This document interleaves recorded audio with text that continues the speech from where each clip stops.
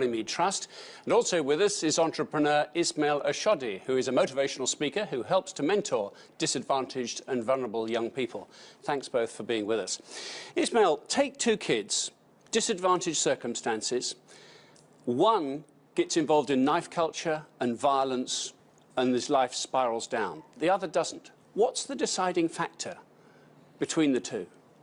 You made a choice, but it's a very difficult situation. When you make a choice, you also make a choice not to be around certain type of people anymore. And that's the part where a lot of people can't do. They can't change and stay out of it because they still live around it. Yeah. So you be tested. Okay, you want to leave, but now we're going to test you saying, if you want to leave, that means you can't be around us in a way anymore. You can't speak around us. What, the power to conform? Yeah.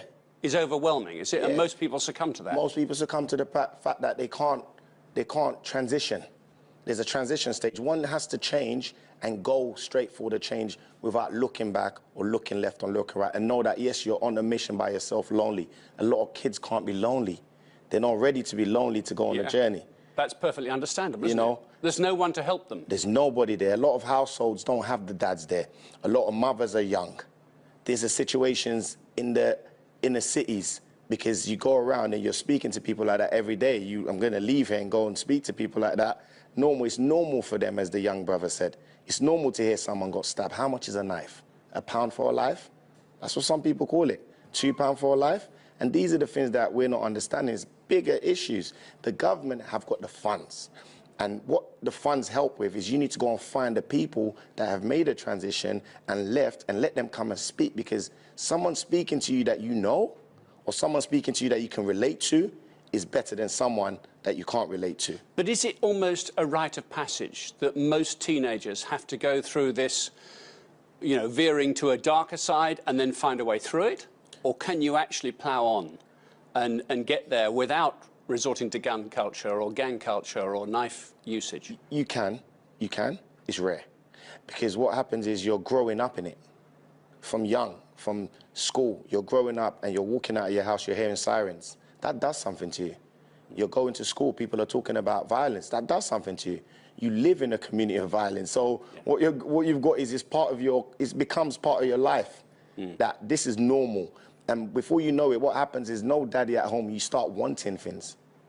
No mother able to provide, you start wanting things. So it starts from wants, and then you feel the need to now have it. Okay, I want it, I'm gonna have it. Who do I go to? The guy that's got it. A lot of these people are blind leading the blind, And Lester, there is a new facet to this as well, that apart from all that we've heard and the rather depressing circle of repetitive instance of all this, is now people who may not have carried a knife before are just frightened or more aware of this. So they're sort of carrying a knife for self-defense, and then they might get involved in some kind of violent incident too. And it's been that way for a very long time, and we've had generational inequality, particularly as far as black communities are concerned. We've had government inertia when it comes to dealing with the underlying problems that are actually causing this deprivation. What do you think those underlying problems are then? Well, I think they are multiple problems. I think they are the education system. You've got criminalisation because stop and search is so high and is targeted largely towards black youth.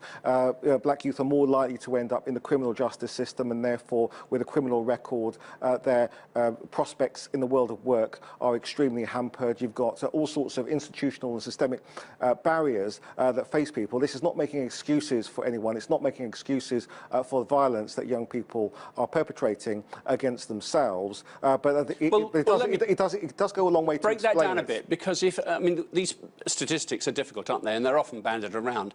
But if a disproportionate number of black youths from disadvantaged areas are carrying knives, is it no wonder that a disproportionate number of black youths are stopped and searched?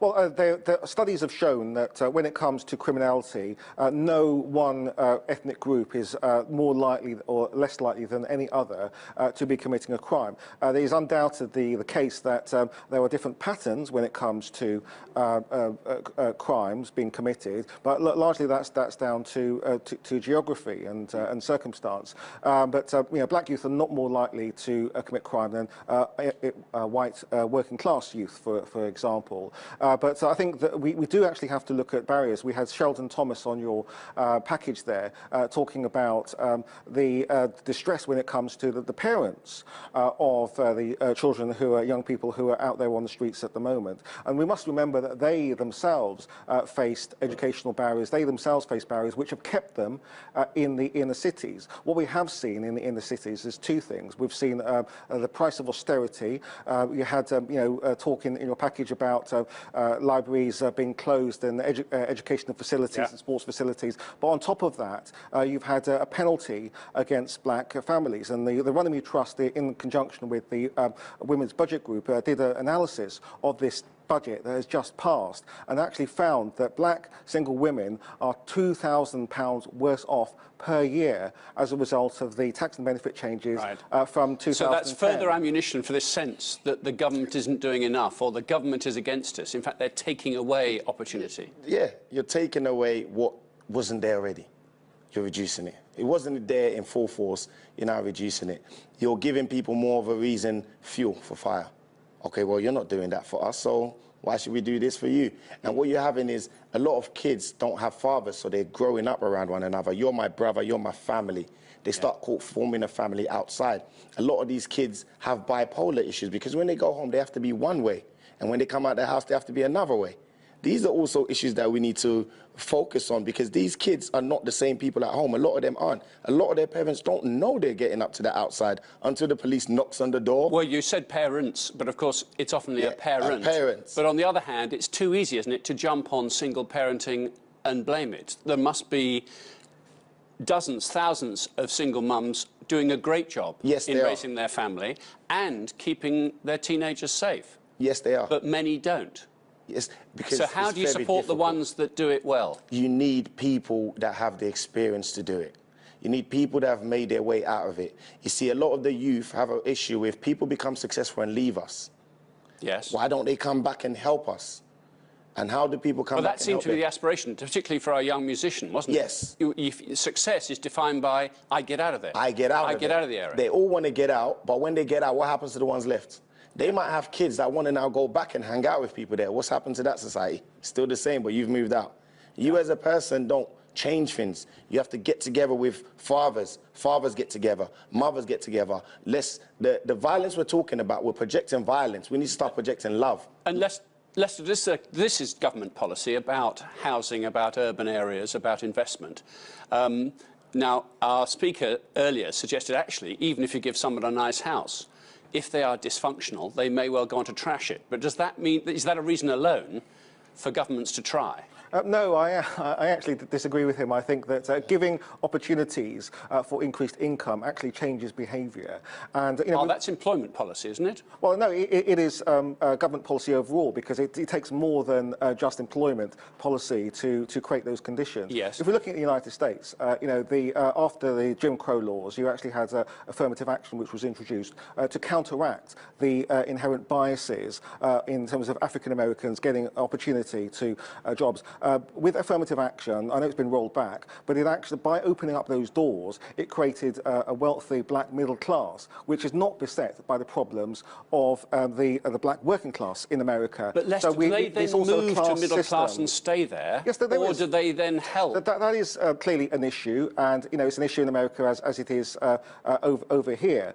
So I'm not decrying that at all. But what I do think is an issue is that we in Britain we have very limited social mobility across all ethnicities. It is particularly bad for black families, for BME families overall, but for black families worst of all. And that's what we need to also deal with. But you can effect change, can you? If we try and look for a positive here, you will go and talk to some young people. I don't suppose it's just instant like that, is it? But you can sow the seeds of an idea in their mind. And water it. What do they need to hear? They need to hear the truth, reality. reality is, apart from talking, they see it in you. They want to see somebody like them doing well, but it's not doing crime. So then they can emulate them. Okay, this person's talking to me from another side of life. I could maybe understand this, because what they're used to is criminals talking to them. So what do they want to do? They want to emulate criminals. And what a lot of young youth now say is, you're breaking down schools and libraries to build nice houses. And then you bring people with good money, good jobs, to live around us with nice cars. What do you want us to do? You're even you're putting this more and more into our face. It's not a reason. But then we need to give them more reason to go away from it. We need to give them more prospects, you know. Communities like communities need to come to people like yourself, and others need to connect together. Together we can get a lot of things done. Ismail, Lester, thank you both very much indeed. Thank you. Thank you. We end our programme with the Insight Bite, and this time it's an attempt to create a positive message from knife crime. One young artist has decided to take 100,000 knives permanently off the streets by transforming them into a giant sculpture. Knife Angel is made from confiscated blades donated by police forces across the United Kingdom. The artist, Alfie Bradley, told Insight he engraved personal messages from victims' families onto the angel's metallic feathers. It's hoped the 8-metre-high work will soon go on display on a plinth in London's famous Trafalgar Square. And that's all from me for now. I'm Martin Stanford. That was Insight.